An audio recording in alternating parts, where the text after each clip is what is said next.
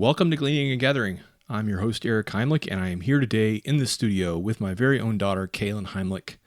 And we want to talk about the table and all things connected to it. Good. Conversations around the table. Yeah, one of the things that has been really helpful in our family over the years, I think it's been helpful, at least I feel like it's been helpful, is that we have intentionally taken time to eat together every evening, generally without fail. Right. That's something that's really super important to us. And we've done that for a number of years now. So 22. I'm not sure exactly where it got started, and I'm not sure how. So would it have been something that you and your family did? For the most part, yes, we ate together as a family. But I don't know why I really felt like that. I can't really take credit, I guess, for saying, okay, this was something that we just intentionally did. Right. And yet, looking back now, I realize that, wow, this was super important.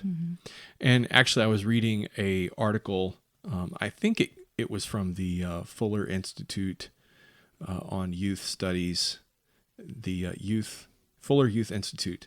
And they did a thing a while back about sticky faith and helping kids to keep their faith. And one of the 5 things that they identified in families whose children remain Christians over the long haul is that one of the 5 things they did was eat a meal together as a family regularly. Like that was important to passing along their faith. And I would not make that connection. Right. Not naturally. It doesn't. If you eat together, you will pass along your values through. Yeah, it doesn't. There's no physical connection. There's definitely spiritual and relational things that happen at the table. But I think back to this past week. On Tuesday, we have hospitality night. And we try to invite folks in and welcome people to our table. We've probably not always been as successful at that in terms of doing it every week. But this past week, we had a wonderful time. Beautiful group of people gathered together, and friends from North Carolina came, and there was some friends from Indianapolis, and then there was another young man from the gathering, and we just had a table full of folks. And we had a beautiful meal, and Rochelle does an amazing job at cooking and preparing. And by the way, in the show notes, I'm going to include a recipe. One of our favorites is actually what we ate last Tuesday night for feeding lots and lots of people, because you can do that without breaking the bank. And I think that some people feel like that, if I'm going to have a meal together with people, it's just going to cost an astronomical amount. No. But there are actually things you can do that make it very cost effective. And so we had chicken and rice, and the way we flavor it, it's great. People love it, but it's incredibly cheap, especially when you buy rice by the 25-pound bag. Exactly. So anyway, we had a great time and a wonderful meal together, beautiful interaction. And then after supper, we look at scripture together and pray together as a family. And it's just, it's a wonderful thing. A connection, though, that Rochelle was making a while back. She was reading Habits of the Household. Highly recommend it, by the way. Justin Early.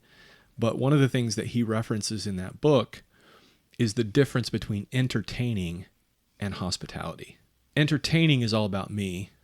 I want everybody to see what a beautiful place I have and how well I can put a meal together.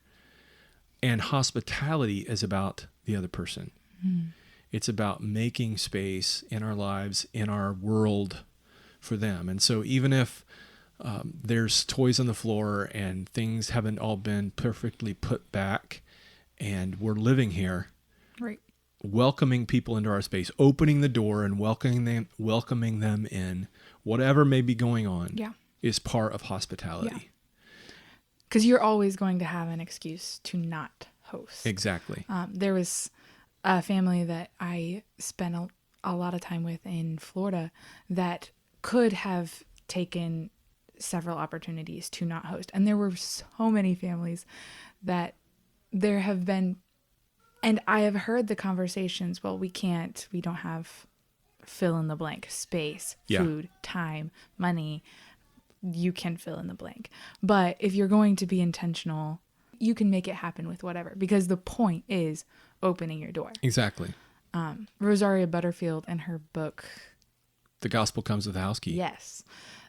She talks a lot about radical Christian hospitality and that idea of just being Jesus in your home. And that if there's laundry on the table, then you fold it. And if there's kids that need played with, then you play with them. And being intentional about letting someone not just see your perfectly crafted self, but be willing to open them to see the whole home. Yeah. And the beauty that's there. It's a beautiful thing. I think back to Scott Jessup living here at Victory Acres, and he lived here for about 2 years. And there were many nights where, he would come in and dinner's not ready yet and stuff's not put together, and there's and yet we had such great times and great conversations and things that I treasure still to this day, and I'm sure that have been an influence, at least to some degree, in his life. But I think about all those different people that we've welcomed to our table, but it starts by having a table. Right. Even when we don't have people over, we're still doing this. Yeah. And so because this is important to us, when we open that up and we share it, it's not like we're trying to do something different than we're doing every night, Right. This is who we are. This is what we do. And you're welcome to join us in that. And I think that's different than entertaining. Okay, we've got the china perfectly laid out. We've got all of the matching silverware, which we don't have, and we've got the beautiful candlelight music in the background, all of it, and now people are going to walk in and they're going to, wow, this is like a 5-star restaurant. This is great. Wow, this is amazing. But we don't do that any other time, Right. The rest of the time we're like, just grab it and go. I think though that for us, at least for me, this time around the dinner table, this time when we share together, is an opportunity for us to interact as a family in a way about our day, about what's important to us, about the news that's going on, about ideas, and to do that in a way where real conversation happens that can continue beyond that. That's what I see. And so it shapes thinking, it shapes the way we see the world, and I am jealous for that influence in my children's lives. I know that as they grow up and move beyond my orbit, there are going to be lots of other voices that are going to be speaking into their lives. But especially during these formative years, I want the conversations that we're having around the dinner table to be the ones that they're referring back to and that they're thinking about. Right. I want to shape that direction as a father. How has that shaped you? How have some of those conversations shaped you as a person? Or have they? So yes, I definitely think they have. So it kind of happened like it's happened in stages. And I think that's what you're going to find with probably all your children to some degree. There was a time where daddy and mommy's word was law. Not just law, but like perfect. What's the word? Unimpeachable. Yes. It was if they said this, it was truth. And that was during a time, because we had so many conversations, and when we would come in from the fields, having talked to the agnostic and the atheist and the evolutionist and the Christian. Yeah. Anyways, there's lots of different opinions flying around. I would come in and we would talk about it around the table. Yeah. And so during those years, thankfully you had built trust enough that you weren't just ignoring my opinion or ignoring my questions, but you were being willing to talk through it for the 15th time. And so during that time, it was like mommy and daddy's word was law. Uncle Peter said recently, if you listen to them when they're young, they'll listen to you when you're old. And I think he got that somewhere, but it is true. Yeah. I was listened to as a child, and I understand it's when they've said it for the 15th time, you're like, okay, honey, you just need to be quiet. But yeah, that whole idea that children are to be seen and not heard. Right. And yet we really didn't practice that. There were times that I needed to be quiet and was told to be quiet, but often, especially at the dinner table, that was a special time where there was conversation and everybody at the dinner table could participate in it. So that was a special thing about that. As I got older, I did what my brother is doing now, and I questioned. There was a lot of things that not rebelliously questioned, just questioned, asked lots and lots of questions about, does this actually stand up to muster? Yeah. But there was a space, again, at the dinner table where it wasn't a place where I had to come to you with my arguments and get ready so that I could discuss this. It was an open space where we were constantly, there were walls down. And I think that's the thing that the dinner table does more than anything, is it takes walls down. And then as I've gotten older, I'm not questioning as much, but as I listen to my siblings, I sometimes have, I add to the conversation in other ways. Sometimes being antagonistic and asking the devil's advocate questions. And anyways, it's very fun. It's very wonderful. And there's lots of healthy interactions, but they can only happen when walls are down. You can't have those kinds of conversations when everybody's ready for a fight. Yeah. No, it's a special kind of time. And I think the dinner table is that kind of, the work of the day has been finished. Right. We're headed into an evening where we're slowing down now. You know, another thing I was thinking about is that an impediment to this kind of thing is all the other stuff that many families fill their lives with. And again, when you say yes to something, you're saying no to something else. And we're not a big sports family. We're not a big, We've done it. We have, but we're not a big, let's get our kids into every event possible kind of family. And let's be doing all these other things that take us away from the things that are central for us. And so because of that, there are some things that maybe you've quote unquote missed out on.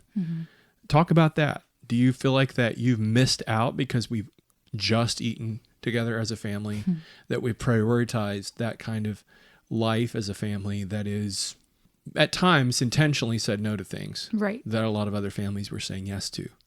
What do you think? I think I would have felt a loss if it was a drudgery to be together. And the fact that you guys wanted to be with us as kids is a big reason why, like, of course we do meals together. Why wouldn't we? I can't imagine growing up in a house where your parents don't want to talk to you. I think in a place where parents or children, where parents have not prioritized conversations with their children, it makes sense that by the time they're teenagers, of course they don't want to talk to their parents. Their parents have never wanted to listen to them, and not even just listen, but have never wanted to engage with them, have never enjoyed being with them. There's a big difference between just listening and being willing to hear and respond. And I remember especially after Mama started having seizures, a phrase that she said multiple times, and it just started to work its way into my heart and my understanding. And she was like, I love being with you guys. Yeah. No, I feel that. And it's a very simple sentence. It's not like a profound word of wisdom. And yet that truth began to take effect in my heart, that I actually, like, I came home after college. Mm-hmm.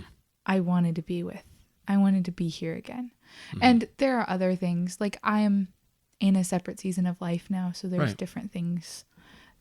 I'm not saying all your children will just come home. No, probably not. No, but there was value.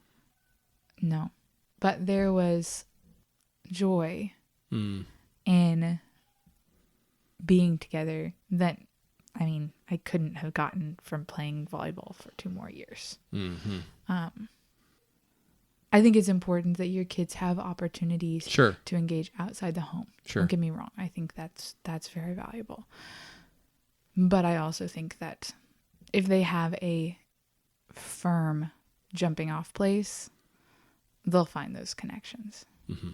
They need to hear you and to hear your words of wisdom and to hear your criticism, and to hear your nudges in the right direction. Yeah. Which may take the form of criticism, but hopefully constructive.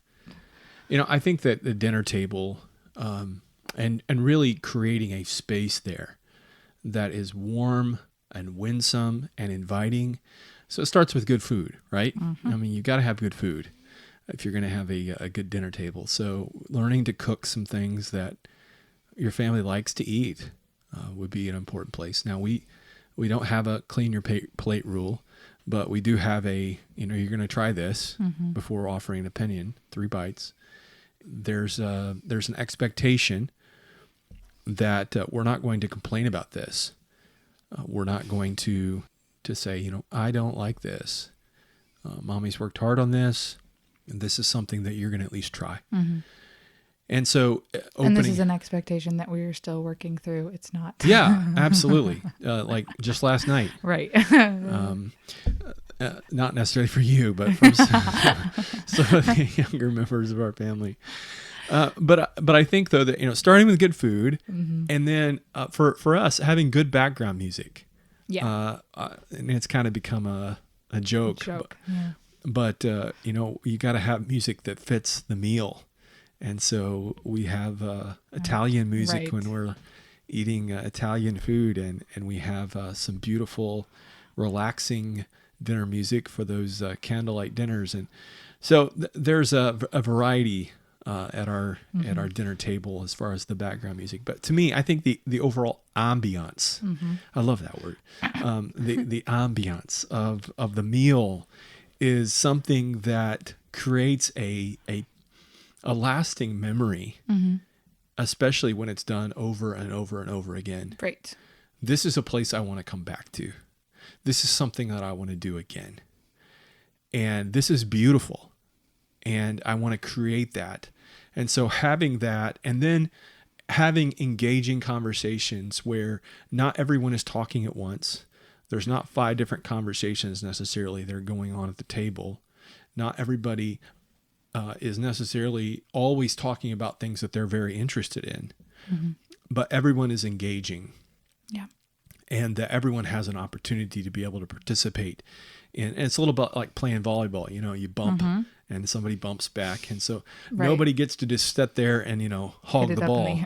And just say, here I am. I'm going to hold forth now, and all the rest of you are going to listen.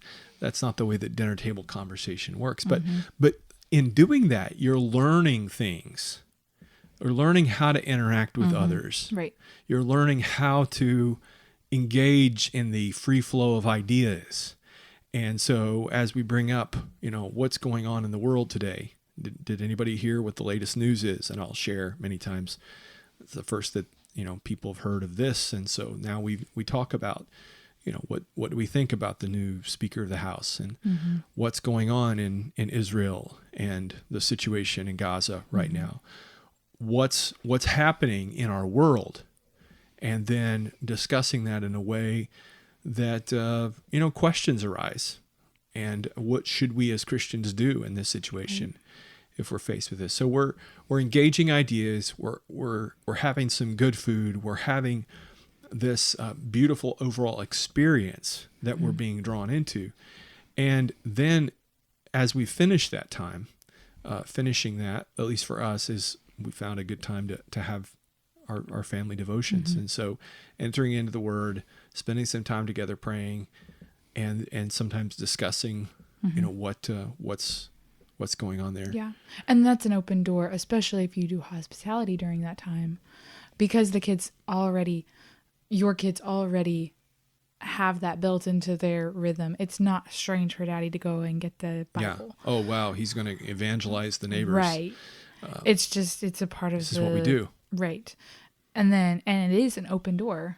The other night we were talking about, a passage in Isaiah. Yeah. And the couple that had come over had a question about the passage, and so we were able to talk about, not that specific passage, but a passage connected, and we were able to talk about it, and I think it was wonderful. It was amazing the way that God works.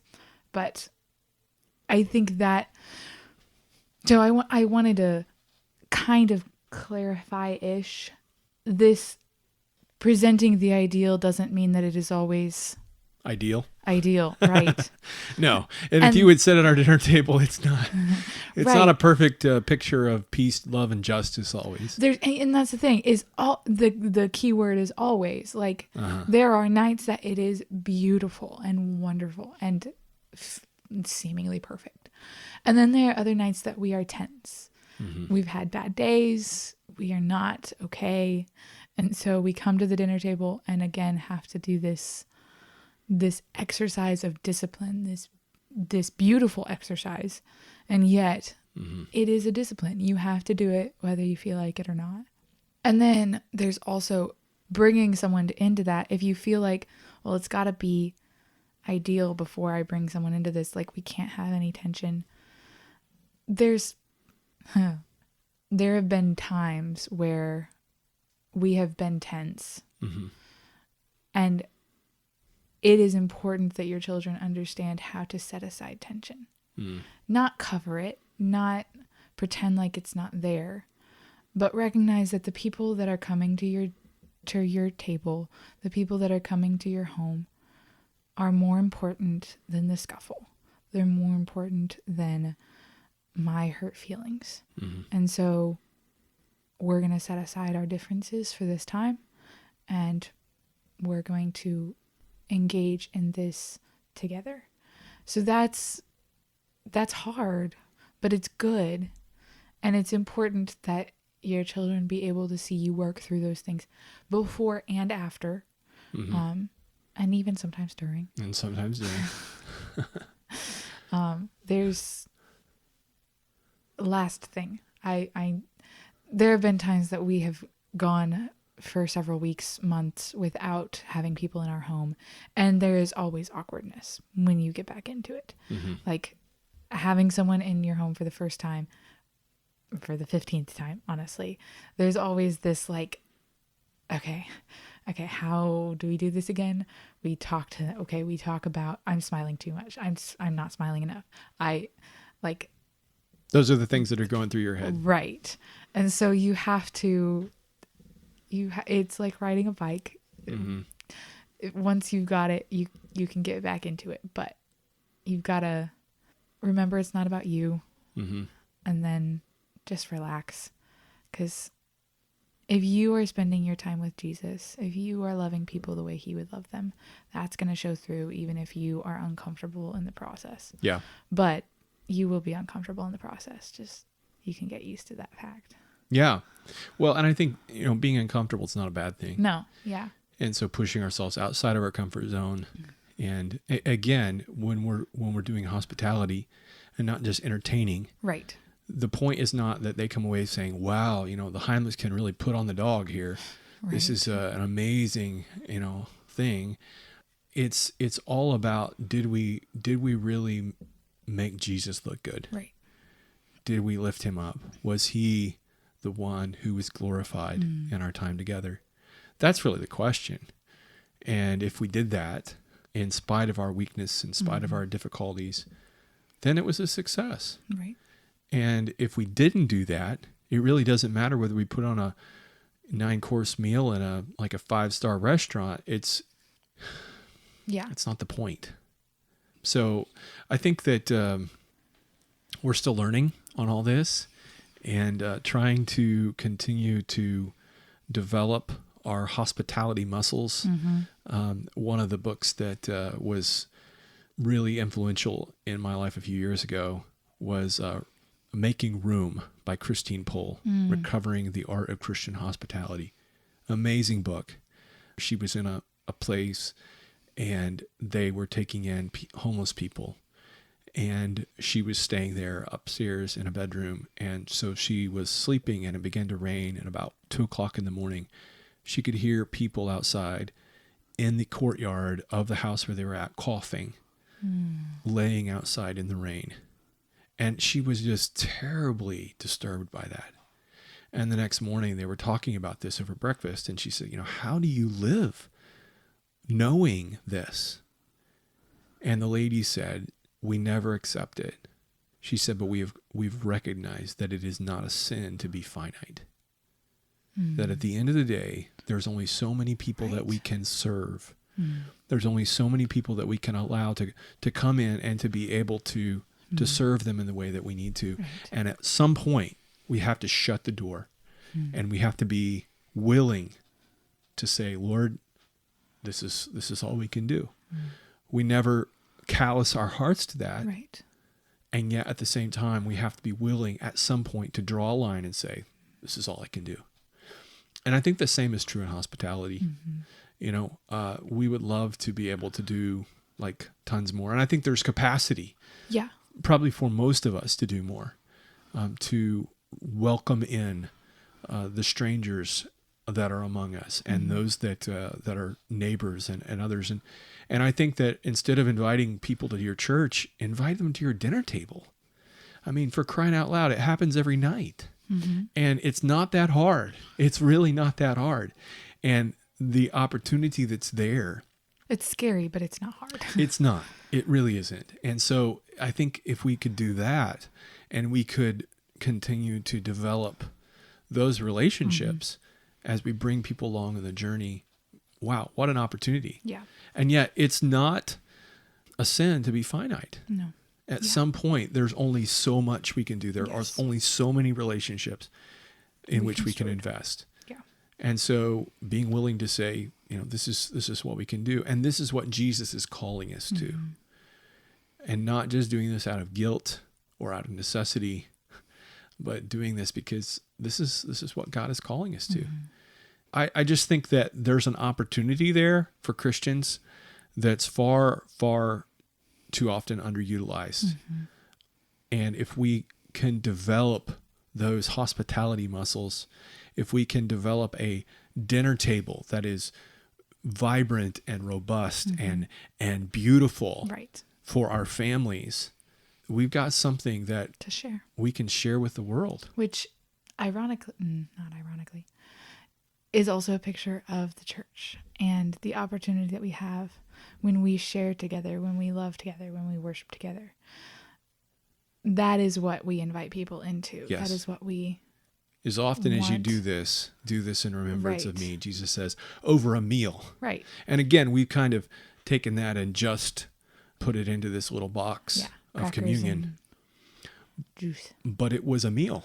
Right. With his friends.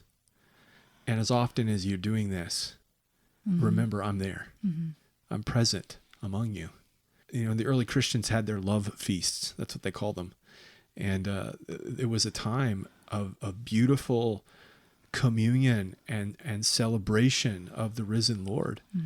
And it is that intimacy and it is that place that Jesus shared with his disciples and then gives them an invitation. Take this and share it. One more book I want to reference in relation to this is The Life-Giving Table by Sally Clarkson.